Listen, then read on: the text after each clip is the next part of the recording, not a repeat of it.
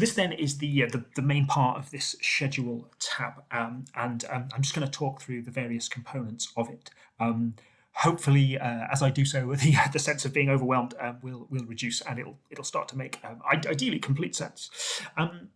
So over here on the left-hand side, we have the sort of the time scale of our module, and you can see here that so first of all we've got autumn term, weeks 1 to 10.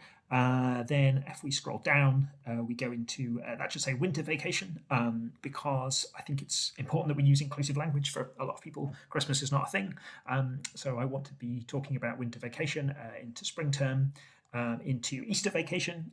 Again, I think need to change that. What should that be? Spring recess. Then the summer term, and then because we might be planning master's degree modules, we've got the kind of the summer recess, so on and so through. We then have this is a really important box, but I'll come back to this. I'll explain the others first. So moving along, we have the time that we are going to plan that the student will be using for learning activities in a given week. This is divided into two, synchronous and asynchronous. Traditionally, this has been referred to as contact and non-contact time, but the difference hopefully should be summarised in the idea that in synchronous activities, the tutor will be doing the activity at the same time as the student, be they physically present in the same room or perhaps physically dispersed because they're doing it online, and asynchronous being the things that the student will be doing independent of the tutor. So we have an opportunity to schedule in what time or what hours we think the student will be using for these various activities. Then you'll see the next section is planned for assessment. So here the spreadsheet draws in our two assessments. You'll note that if we had up to 4 assessments, it would pre-populate. Again, the spreadsheet can handle more than 4 assessments if you really want it, but it just needs some manual tinkering. The next column then tells us about the submission of assessments. So this pulls through the data that we've just finalised, and here we can see that in term 1. Oh dear, this is because it's done that because some of the cells are combined and what have you. But we can see here that how far can I get to here? Term 1, week 10. At the moment, we're planning the student will submit their essay. And if we just scroll down here, we can see the winter recess, and we are currently planning that the student will complete their exam at some point in week 1, term 2. The next column, it's a sandy colour, so this will be populated for us. This will tally up the amount of hours that we're allocating for student work in an individual week. So at that point, let's start to work with the tool a little bit. Now, I have said that this is quite a traditionally delivered module, so I'm going to have an hour's lecture. It's going to be physical presence, and we're going to have a 2-hour seminar or workshop in any given week. So that's going to be 3 hours of synchronous time. And what we can see here is that the spreadsheet has tallied that up to 3 hours. The next column then, and this is, I think, for me, this is where the power of this tool comes, and hopefully we start to see and realise very quickly that our past practices and assumptions have probably been creating quite a lot of problems for our students, maybe, although I feel like that's likely to be the case. So what it says is the student will be doing the system knows this is a 15-CAT module. It knows the student will be doing another 3 15-CAT modules. And what it says here is, if all the other module designs made the same assumptions and plans as you have, and let's be honest, we tend to plan our modules around fairly universal principles, so this has a reasonable degree of certainty that this is going to be the case. This is how many hours the student will end up working. So at the moment, we've got our 3 hours. If every other module convener did the same, the student would be working a 12-hour week. Now, we might just have to, Unfortunately, this is a bit of a gremlin in the system, a bit of a restriction of Excel possibly. So I might just have to wrap that text so we can see the messaging that appears. And for most of the weeks, it's telling us we haven't planned any work. That's fine, which is why we've got the messages we have at the top. But now we've started to fill it in. The comments have started to try to support us. So it says, you could actually expect the learner to undertake more work this week if you wanted. And indeed, because so far we've only scheduled 3 hours of work for a 150 CAP module, which should be 150 hours, we probably might need to be doing that. But this starts to show you, again, how the tool is designed to just ask you questions and prompt you to think about specific points of development while you're planning your module. Now to come back, when we've got sort of some understanding of how this works, I want to come back to what I said was a really important column here. Now, this is the maximum weekly hours per module. What this spreadsheet understands is that you've got a 15 CAP module, so the student will be taking 4 15 CAP modules at any one time. So they'll be essentially doing 4 modules a week. If you assume, which the spreadsheet does, that a reasonable overall student undergraduate and I think master's workload is 40 hours a week, then that means each of the 4 15 CAP modules can allocate an absolute maximum of 10 hours per week before we start to unavoidably asking the students to work more than 40 hours a week. Now, most full-time jobs are between, 37.5 to 40 hours a week. The UK government sets an absolute maximum safe working time of 48 hours a week for every single worker in the UK. Universities, incidentally, claim that this doesn't apply to academics, but my legal analysis suggests that that's not true. But that's a different story for another video. So I think 40 hours as an absolute maximum working week ever for students is an appropriate thing to do, and I do not believe there are any sufficient arguments to say that actually sometimes we can vary this. And I think all those arguments essentially boil down to the point that I don't know how to or can't really be bothered to design my module in sufficient detail to help avoid that problem. And I think that causes an awful lot of problems, both in terms of reduction in educational effectiveness and experience, because if you're just asked to do too much work in too little time, it's not possible. So we're setting our students up for failure. And I also would go further and say that this is a significant driver of the mental health patterns that are emerging in UK higher education at the moment, because we collectively as a sector are not taking student work time anywhere near as seriously as we absolutely must be. But I've got other videos on that, but just to sort of indicate a little bit of the motivation for this whole project. And let me just try to illustrate why I think this is so important. So I'm just going to reset week 1 for now, and I'm going to go to week 10, because this is normally where the bad practice occurs. I would normally say that my 3 hours of synchronous contact time, they happen every week for 10 weeks. And if I've even thought about this, I'm making sure I've set 7 hours of independent work, which is probably reading to equip the students to participate in the workshops. The tool tells me at this point that I've got a sensible amount of work planned for the students. Not too little, not too much. 10 hours, and if everyone does the same, that's a 40-hour working week for the student, which is, I think, educationally stable and it's safe. But what tends to happen at this point is, probably without thinking about it, people say, well, the essay is going to be due on the Friday here. So we know that students will potentially be working on this at the last minute. And let's say, even if we add 5 hours of essay preparation, so just note I'm doing my best to keep this compartmentalized, so I've put it in the assessment column, essay 1. What that means is that in term 1, week 10, my module plans 15 hours. Now that's not much, 5 extra hours. These are Warwick undergraduates, for goodness sake. Life is hard. The rest of your life is not going to be planned out in this way. Deal with it. That's essentially, I think, the current narrative, even if we've got a narrative, which we often don't. But the basic unavoidable implication of that is that if all 4 module leaders make the same set of culturally embedded assumptions, which I think probably happens quite a lot. What we are essentially saying to all the students involved is that in week 10, you've got to work 60 hours. So, it's hard to express how unbelievably inappropriate that is without using bad language, for me anyway. 60 hours is just an insane and unsafe amount of time to expect someone to work on anything within a week. And even though we as academics, as I say, are denied are denied by our employer legal protection to that maximum, and I'm sure there are people watching this video who say, well, I regularly do that.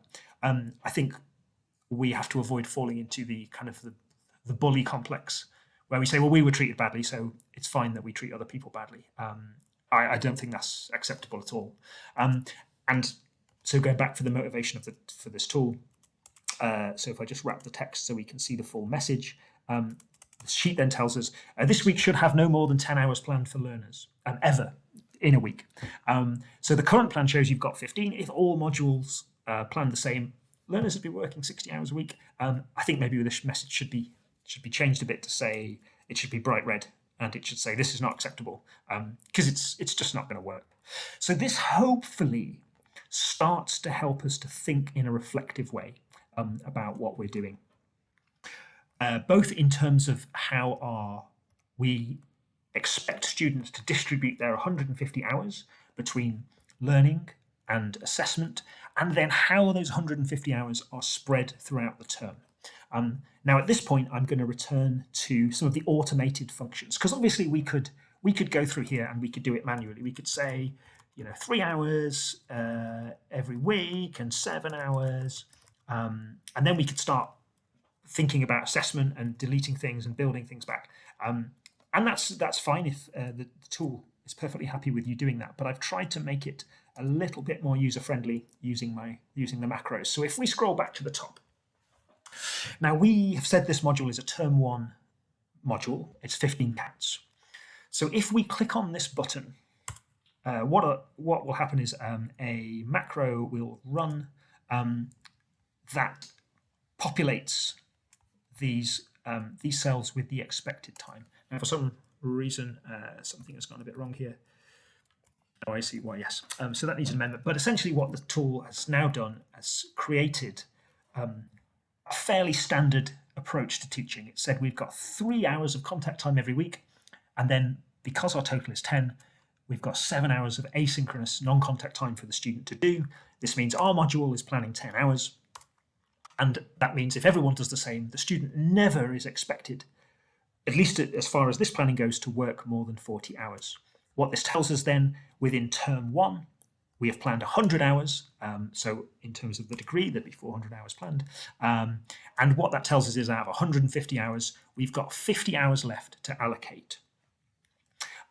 So this is at the bottom of every kind of part of the term. We've got a total and we've got a balance. And if we scroll all the way to the bottom, we'll notice, you see the 50-hour balance continues all the way through. So this is the very end of the academic year. And it tells us what we've got here is we've got a balance of 50 hours. So something to check on. There's something not quite working here. This should drag through as well. And here we have information about how that time is distributed. So at the moment, based upon how many hours we think we want to allocate for learning and we think we want to allocate for assessment, it's telling me that I've got an extra 20 hours more for learning opportunities than what I was planning, and I'm missing 70 hours of assessment for the essay and for the exam. And this is fine because I haven't yet planned it in, but we can start to use this information at the bottom, again, to build reflections. So looking at this, I know I've got to plan in 70 hours for assessment, but it's not just dumping it on top of the pre-populated learning hours. I know that I've got to reduce the learning hours by 20 in order to reach 150. And this instantly starts to help us see why the traditional approach of just kind of saying, oh, well, students can submit an essay in week 10 and assuming that it'll all be fine, and then getting a bit annoyed when the quality isn't very good. This starts to show us why that happens, because it's an unrealistic set of unthinking expectations. But this tool allows us to think this through. So let's start with our essay, because at the moment we've got no time planned for this. And because I think I want the students to submit it in term 1, week 10, I can start to think, well, okay, actually, I'm not going to have new content in week 10, so I don't need a lecture, and I don't need a workshop, maybe, as might be traditionally defined. So actually, let's make this kind of learning hours 0, and let's use the time instead for assessment. And this is where your particular approach to splitting these things up matters, and in the sense of it being coherent and constant, but it doesn't matter in the big picture. So I could essentially say, I'm going to run a 2-hour workshop, which is directly intended, so it's nothing to do with new learning, it's entirely to support the writing of the essay, which is going to be due on Friday. I could leave that in there if I want to. I know it's there, and I just know that it's not getting included in this time. Or I could say, well, actually, I'm going to, because this is the learning section, I'm going to add it in here. I'm going to have a 2-hour workshop to support the production of the essay. So this gives me, I've got 2 hours planned. So I know that if I just need to find a way of this being more automatic, but the system tells me I can plan more hours, and I can see I've only got 2 hours. If everyone did the same week, student would only be working 8, which is not enough to to fit all the time into the year. So that isn't going to work. So I am going to, so I've got my 2-hour workshop, and I tell you what, in my mind, I know I'm going to do a 2-hour workshop. I'm then going to think, well, the student can use the other 8 hours here for writing their essay. So I've now got the week balances. I've got 10 hours, the overall degree balances. And if we go back, although we've still got a balance of 50 hours, I've started to shift things further in line with the expectations that I had when I first started conceiving the module. So now I've got 10 hours too many for what I thought I wanted for learning, and I've allocated 10 of my hours to the essay, so I've got 60 hours left to allocate. So if we go back then to term 1, and hopefully you can start to see how this then becomes a tool for reflection. It's dynamic. It's not telling you what to do. It's creating a set of data points and qualitative interpretations that hopefully help us plan. So what I might think here is, well, actually in week 9, students really need to start thinking about their essay, beginning and ending in 1 week. I mean, for a start, it just doesn't fit without giving them, without expecting them to work more than 10 hours for my module. So I'm going to start to say, well, actually, what if the student was encouraged to spend 5 hours on the essay in week 9? Well, if I just do that, we get the usual pattern of rank exploitation of student time, unrealistic expectations, and therefore setting them up to fail. I don't want that. So I'm going to now take my 5 hours out of this. So I'm going to say in week 9, while there is going to be some new content, or maybe, who knows? I could come up with a number of plans for this. So there could be some new content, but it's limited, therefore I keep the contact time. Or I could say, actually, the contact time is going to start to be skewed towards giving advice around the essay. So there is going to be some time left for learning, new learning. Maybe it's a short reading. But actually what I want the student to do is to spend 5 hours working on their essay, doing research. So here again, we've been responsible within our weeks. The degree is responsibly designed. Still got my 50 hours, but if we scroll back down here, we're only 5 hours over for learning, and we've got 55 hours outstanding for assessment. So then, for the sake of argument, I'm just going to do the same here. So I'm going to say in week 8, actually, maybe the beginning, so the end of week 7 is when I give my essay questions. And if I wanted to, I can scroll across. There's a section for notes. If essay titles. So this means the student can't be I'm going to say this is a first year module, so I don't want students thinking about assessment too early. I want them to focus on learning up to week 7.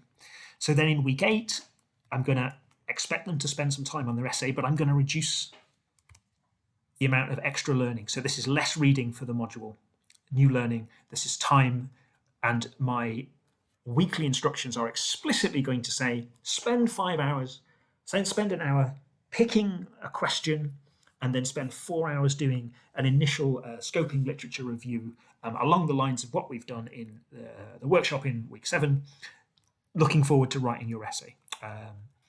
So if I just go back, so if I just undo that,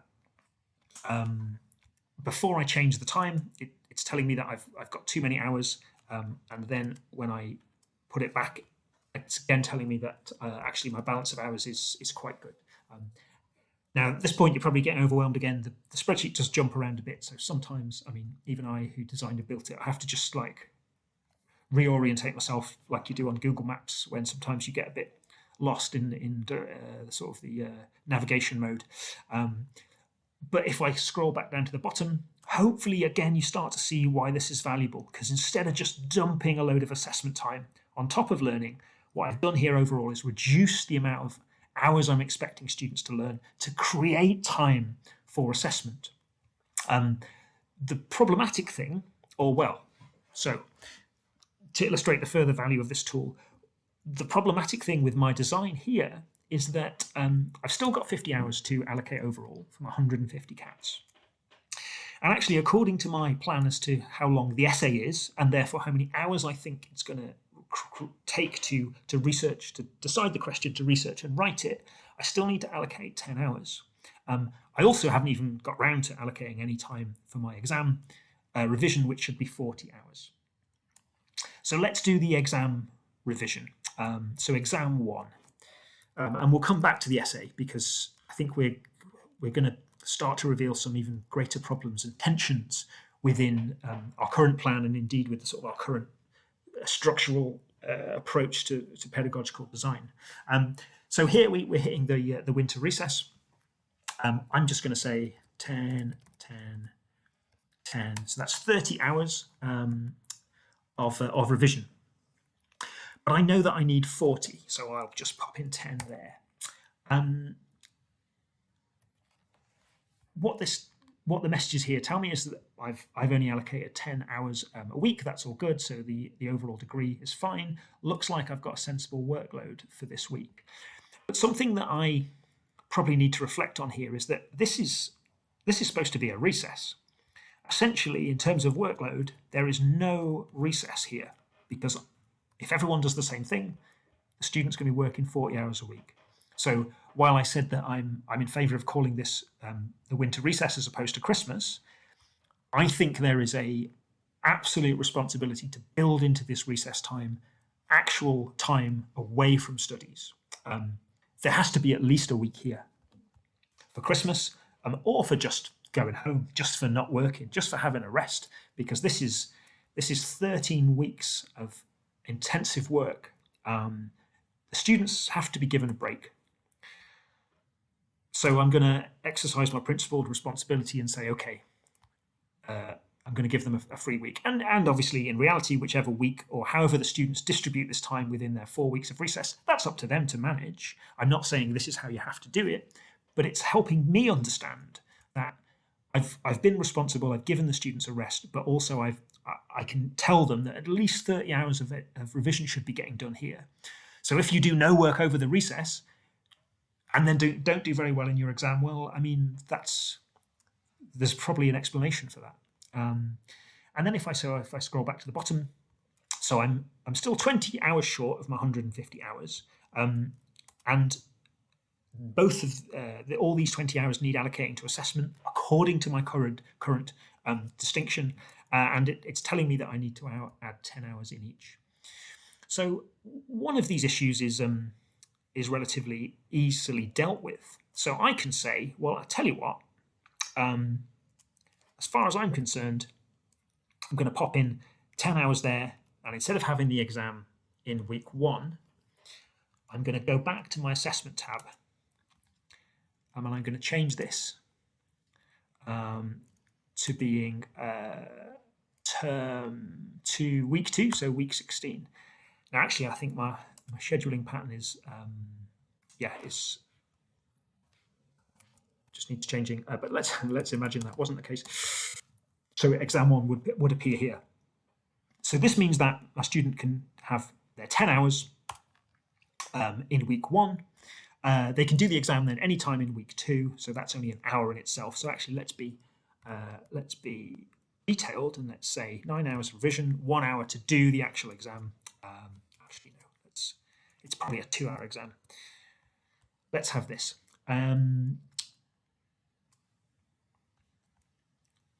So as far as we're initially concerned here, the spreadsheet at the moment doesn't tell us this is a problem. However, what we need to be aware of is, of course, as of week 1, term 2, students are starting new modules. So there are 4 other people adding in here 10 hours that add up to at least 10, but very likely in terms of current practice, people piling on loads of work here.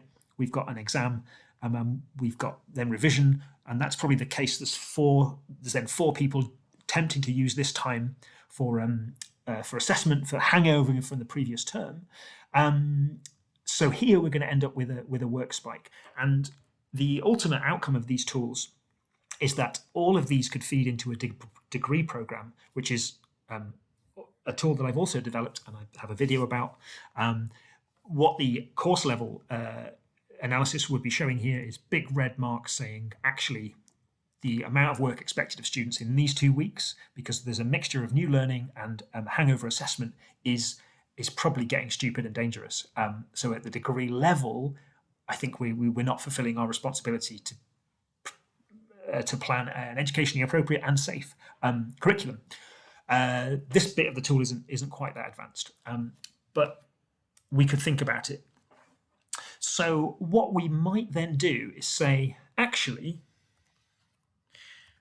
at the moment, Warwick has a whole term for exams. And there was a reason that this was originally done, and it was, the first 3 weeks are for teaching, and then beyond that, there's no teaching, and it's examination. So what we could then say is actually, for our exam, we are going to expect 5 and 5 hours, so that gives us 10. Just going to whiz back up here. So I'm keeping my 30 hours of initial, so consolidation revision, maybe start to write some sample answers or something like that.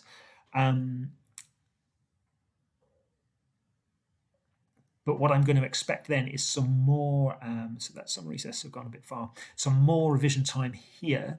So that's 10, and then I'm just going to whiz to the bottom to check. So I've now got enough hours allocated to my exam.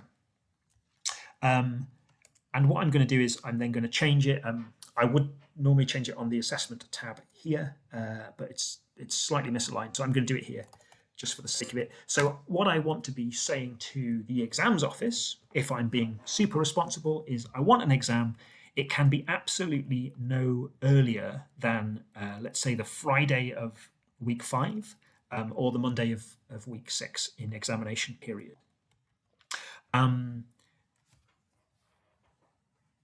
This obviously there are then kind of 8 course designers and course conveners looking to get maybe exam assessments done here, or possibly not, or coursework submitted. So we need to be mindful. The tool is not yet sophisticated enough to start building that in, but when you drag it through to the course level analysis, it is, because it just pulls all the data together and it says, well, if everyone plans, an exam in week 5 or week 6, it'll say, well, if this happens, we've got a massive work spike. So then the exams office and a responsible university could be saying, well, let's make sure we distribute exams for a certain degree course according to what's some new parameters.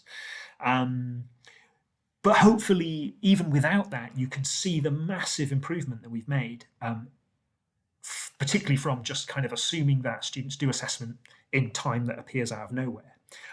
We're still not done, though, because we've said that we think the essay is going to take, let me go back. So essay, we're going to take 30 hours. And we still need to plan that. in here somewhere. So one option would be, well, so this is where we start to realise that the whole design of the Warwick term is, I'm going to use the word unfit for educational purpose at its current moment, and that's why I'm personally a supporter of reform. The devil will be in the details if it happens, but we can already start to think about how this might be done.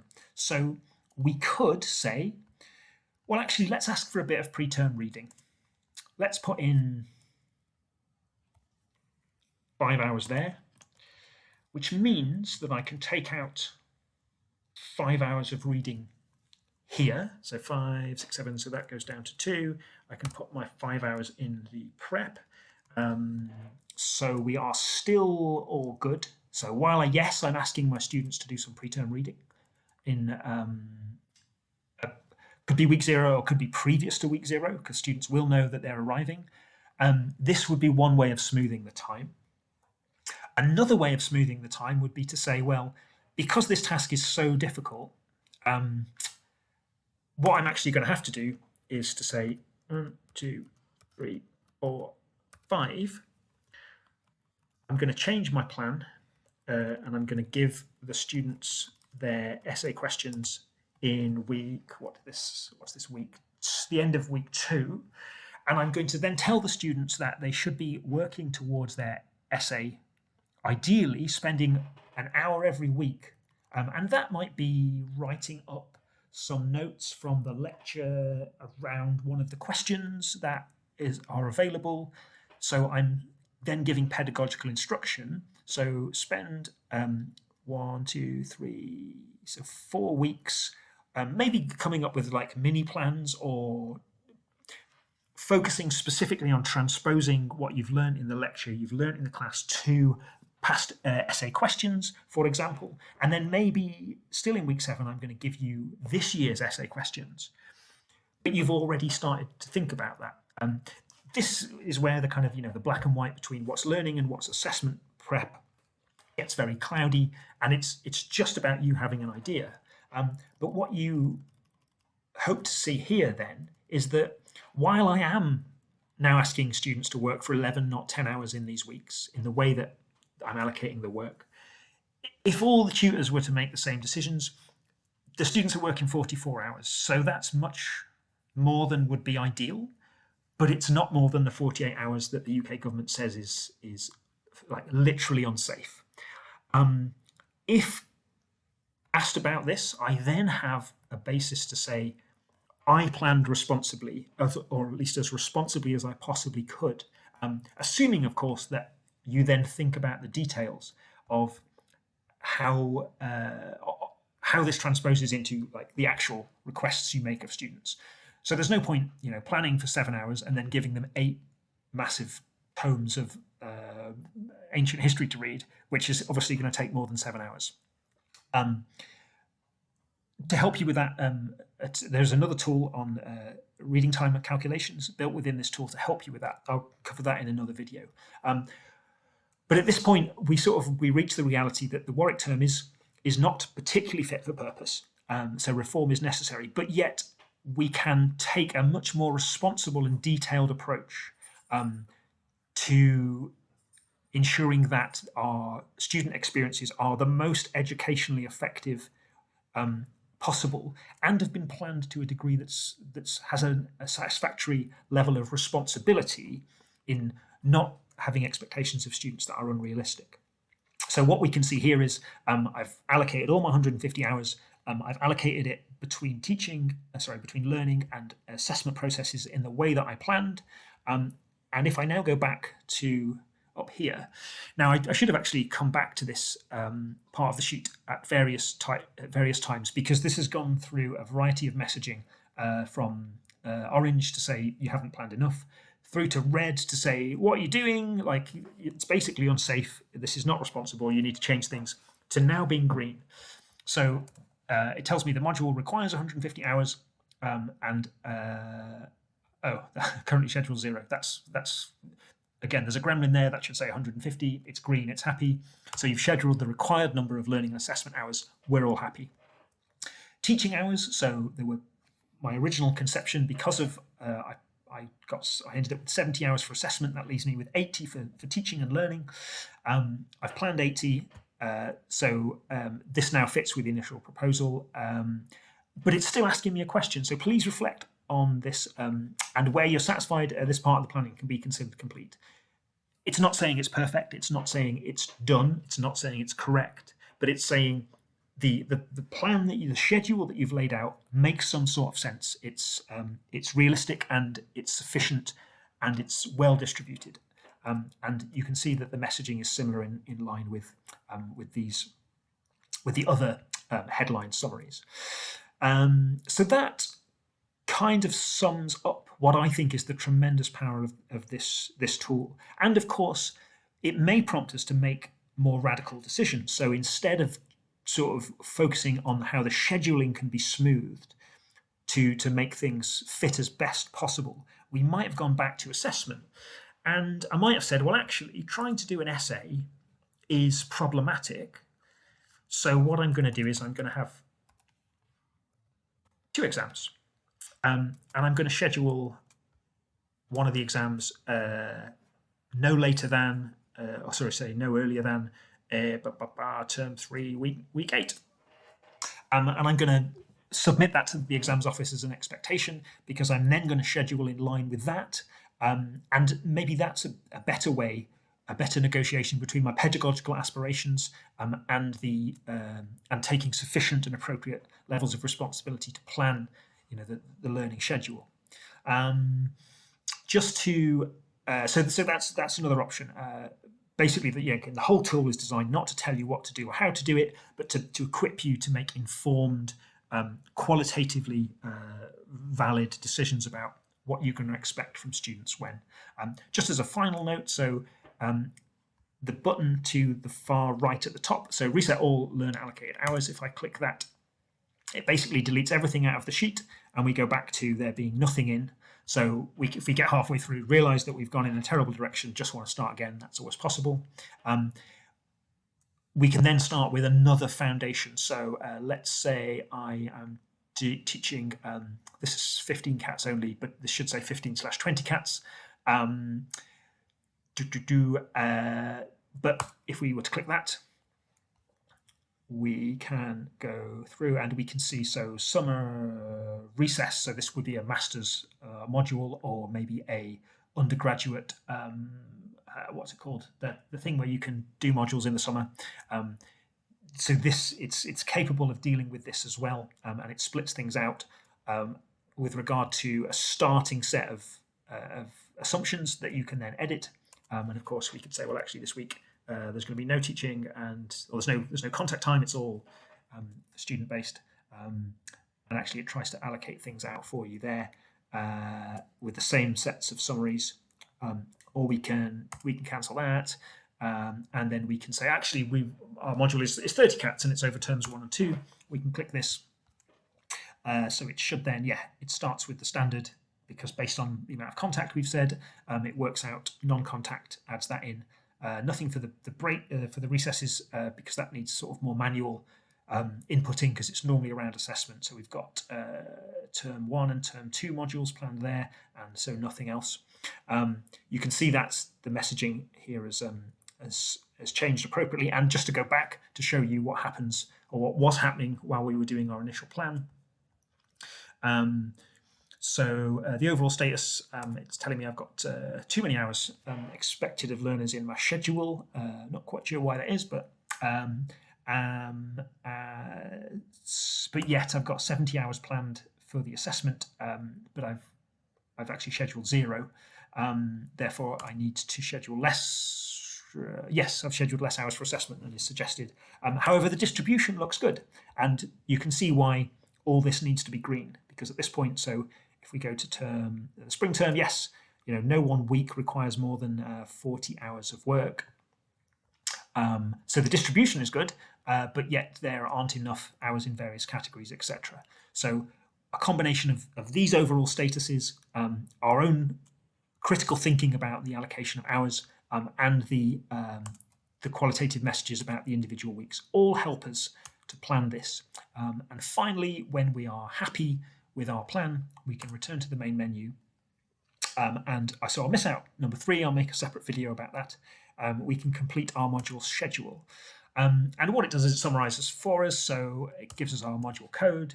It says that it reminds us of the assumption it's worked with. Students should never work more than 40 hours a week for their degree. Our module is 15 cats, which is going to be 150 hours max. We're doing it within 1 term, we've told the system, so that'll be 15 cats a term. So that means there'll be 4 modules, one of which will be hours running within any 1 term, and therefore the maximum amount of hours that we should be setting within 1 week is 10. It then pulls through our assessments, which you'll recall I changed to be 2 exams with 50% are accepted the student workload time. So all this is just a summary. So the total assessment time is 70 neat hours, which means the balance for learning is 80 neat hours. And then if we scroll down, there is a fixed interpretation now of where we've scheduled things. So as per what I've just put, it's an autumn term and it's a spring term module. So you can see all this here. And it shows us where our assessment is planned, I think. Yes. So none of this makes sense now, but it shows us where our exam was originally planned, and I've taken out the essay. Oh no, I put the exam in, into term 3. My proposition is that this summary sheet should be submitted to module approval panels within the department who should be looking at this to approve. More specifically, they should be then reviewing how this data feeds into a course level analysis in order to ascertain that on the specifics of the plan schedule, if things make sense. Because obviously, if for some reason we've got, let's say, 4 core modules in a term, 2 core modules are very light on, let's say, learning time, and there's quite a lot of assessment time because it's exams in term 3, actually that creates some space for things to be arranged differently. So this is just a stepping stone on the way to a much more intensively data-driven, let's say, level of responsibility that the university and the departments as a whole can take towards planning modules and therefore degree programs that are both have sufficient learning time to justify their credit and therefore to justify the claims that are made by the university in terms of the value of its degrees, that aren't scheduling too much time to mean, or too much expectation that means essentially we're setting up students to fail under the excuse that, oh well, they should work it out for themselves. And it also means that we're not setting a workload that goes beyond that and is dangerous in terms of the expectations that are put upon students, because we know how students translate expectations into practice, and we know how practice translates into serious student welfare crises, which are at least exacerbated, if not caused, by unreasonable amounts of work pressure. So hopefully you see the value of this tool, both for your individual practice to help you design modules that are more effective in all these ways, but also for the way that such a tool could be institutionalized to allow the University of Warwick to make a real step change forward in improving pedagogical design in UKHE.